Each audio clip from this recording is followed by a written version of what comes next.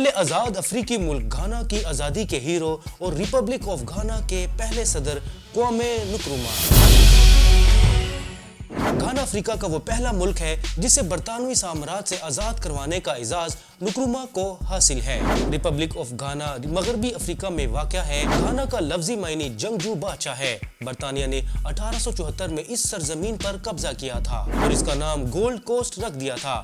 Ghana کی آزادی نے برطانوی اور فرانسیسی سامراج کے زیر تسلط دیگر افریقی ممالک میں بھی آزادی کی تحریکوں کو جنم دیا، جس کے نتیجہ میں متعدد افریقی ممالک غلامی کی زنجیریں توڑنے میں کامیاب ہو گئے۔ نکروما افریقی ممالک کے اتحاد اور ترقی کے بہت بڑے علمدار کے طور پر دنیا بھر میں ایک اہم مقام رکھتے تھے۔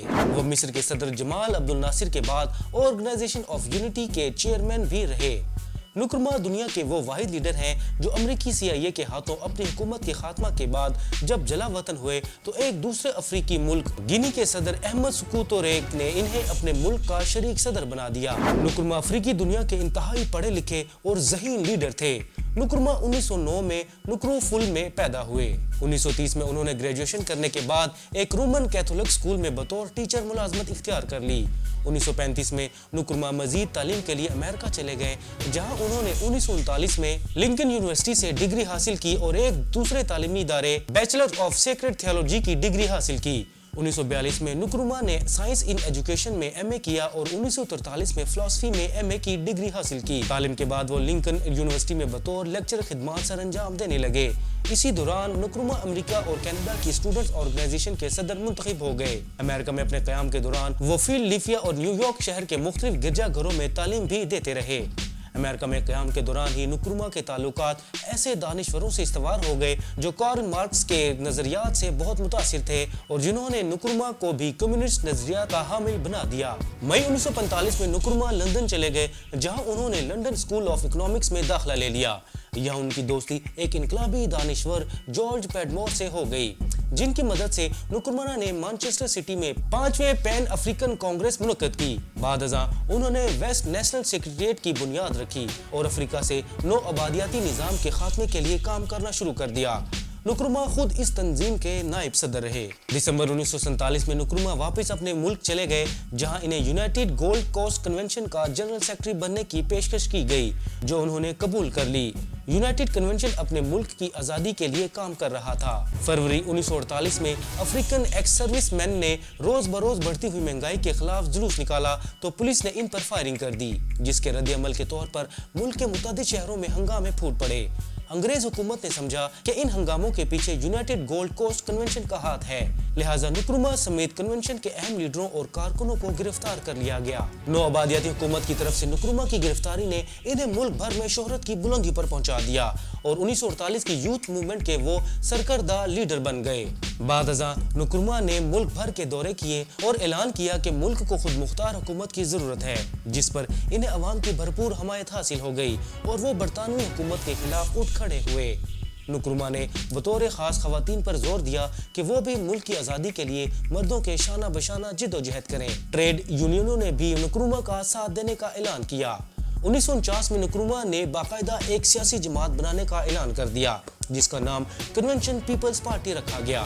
اس صورتحال کو دیکھتے ہوئے برطانوی حکومت نے گولڈ کوسٹ میں نسبتاً زیادہ خود مختار حکومت قائم کرنے کے لیے نیا آئین متعارف کروایا، جس کی روح سے عوام کو ووٹ دینے کا حق دیا گیا، مگر یہ حق صرف ان لوگوں کو دیا گیا جو یا تو اچھی تنخواہ لیتے ہوں یا کسی جائیداد کے مالک ہوں۔ غریب عوام کو ووٹ کے حق سے محروم رکھا گیا۔ نکروما نے اس آئین کو مسترد کر دیا اور کنونشن پیپلز پارٹی کے زیر اہتمام ایک پیپلز اسمبلی کا اجلاس منعقد کیا گیا، جس میں مزدوروں، کسانوں، ٹریڈ یونینوں کے نمائندوں وغیرہ کو جمع کیا گیا۔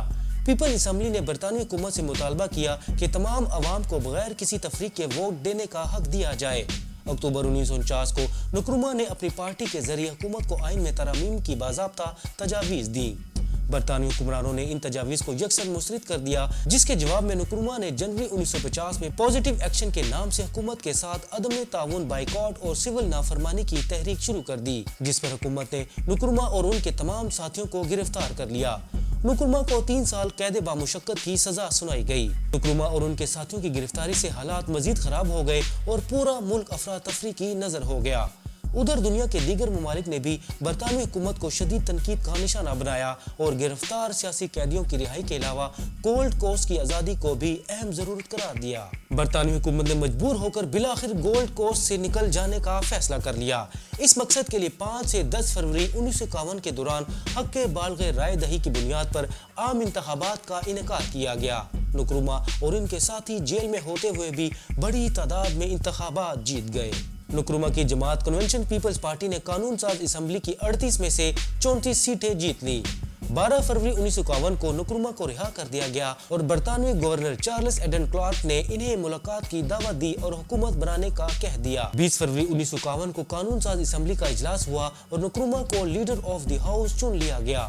10 مارچ 1952 کو آئین میں ایک ترمیم کے ذریعے وزیر اعظم کا عہدہ تخلیق کیا گیا اور 21 مارچ کو قانون ساز اسمبلی نے بھاری اکثریت سے نکرومہ کو ایک ملک کا وزیر اعظم منتخب کر لیا۔ نکرومہ نے 6 مارچ 1957 کو ملک کا نام گولڈ کوسٹ سے تبدیل کر کے گھانا رکھ دیا اور آزاد مملکت کے قیام کا اعلان کر دیا۔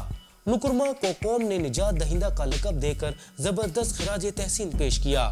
6 مارچ 1960 کو انہوں نے ایک نیا آئین بنانے کی تجویز پیش کی جس کا مقصد گھانا کو ایک ریپبلک بنانا تھا۔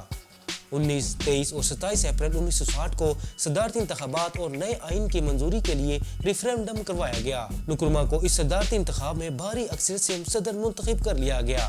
1963 میں Ghana organisation of African unity کارکن بن گیا۔ 1963 میں ہی نکرومہ کو ان کی خدمات کے پیش نظر سوویت یونین کی جانب سے لینن پیس پرائز دیا گیا۔ نکرومہ نے گھانا کو ایک فلاحی ریاست بنانے کے لیے ہر ممکن کوشش کی اور تعلیم کو عام کرنے کے لیے لاتعداد نئے اسکولز تعمیر کروائے۔ نکرومہ نے گھانا کی اکانومی کو تیزی کے ساتھ صنعتی ترقی کے لیے استعمال کیا۔ ان کا خیال تھا کہ اگر گھانا نو آبادیاتی تجارتی نظام سے باہر نکل جائے تو وہ صحیح معنوں میں آزاد ملک ہوگا۔ بدقسمتی سے صنعتی ترقی سے ان کے لیے کئی مسائل پیدا ہو گئے۔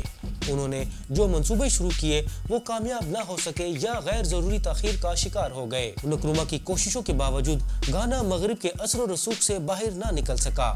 نکرومہ نے ملک کو دفاعی لحاظ سے مضبوط بنانے کے لیے دیگر ممالک سے جدید اسلحہ اور جنگی جہاز خریدے۔ علاوہ ازیں انہوں نے افریقی ملک روڈیشیا جو آج کل زمبابوے کہلاتا ہے میں برطانوی سامراج سے آزادی حاصل کرنے والے جنگجوؤں کو بھی فوجی امداد دینا شروع کر دی جس سے خزانے پر بوجھ بڑھ گیا اور عوام میں بے چینی پیدا ہونے لگی۔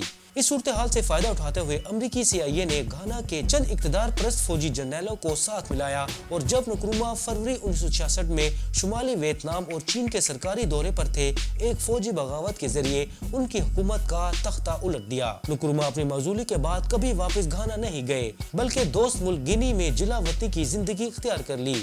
گینی کے صدر احمد سیکوترے نے افریقی قوم کے لیے ان کی خدمات کے پیش نظر انہیں اپنے ملک کا شریک صدر بنا دیا۔ نکرومہ اگرچہ اقتدار سے الگ کر دیے گئے تھے مگر انہیں خطرہ تھا کہ ان کے مخالفین انہیں قتل کر دیں گے، لہٰذا وہ اپنی زندگی کے باقی عرصہ میں اپنی سیکورٹی کے حوالے سے ضرورت سے زیادہ محتاط رہے۔ روز بروز ان کی صحت بھی خراب ہونے لگی۔ انہیں جلد کینسر بھی ہو گیا۔ اگست 1971 میں وہ علاج کی غرض سے رومانیہ کے شہر بخارسٹ چلے گئے جہاں اپریل 1972 میں وہ 62 سال کی عمر میں وفات پا گئے۔ نکرومہ آج بھی ہسٹری میں سب سے زیادہ قابل احترام لیڈر کا درجہ رکھتے ہیں۔ سن 2000 میں انہیں افریقہ کے مین آف دی ملینیم قرار دیا گیا۔ نکرومہ کو اپنی زندگی میں اعلیٰ خدمات کے اعتراف میں کئی عالمی یونیورسٹیوں نے ڈاکٹریٹ کی اعزازی ڈگریاں عطا کی۔ وفات کے بعد نکرومہ کو اپنے آبائی گاؤں میں دفن کیا گیا اور وہاں ان کا شاندار مقبرہ تعمیر کیا گیا۔ بعد ازاں ان کی یاد میں گھانا کے دارالحکومت ایکرا میں عظیم الشان مقبرہ اور پارک تعمیر کیا گیا۔ ناظرین، یہ تھی قوم نکرومہ کی کہانی۔ اگر آپ جاننا چاہتے ہیں کہ وہ کون سا لیڈر تھا جس نے 4 مرتبہ امریکی صدارت کا الیکشن لڑا اور چاروں مرتبہ واضح اکثریت سے کامیابی حاصل کی تو یہاں کلک کریں اور یہاں دیکھیں دنیا کا وہ واحد سیاستدان اور سابق وزیر اعظم جن کی عمر اب 100 برس ہو گئی ہے، اور یہاں دیکھیں وہ کون سی حکومت تھی جسے گرانے کے لیے امریکہ نے ہر ممکن کوشش کی مگر وہ کامیاب نہ ہو سکا۔ ایسے ہی تاریخی ویڈیوز کے لیے ہمارے چینل کو سبسکرائب کریں کیونکہ آپ تاریخ کو نہیں جانیں گے تو خود کو کیسے پہچانیں گے۔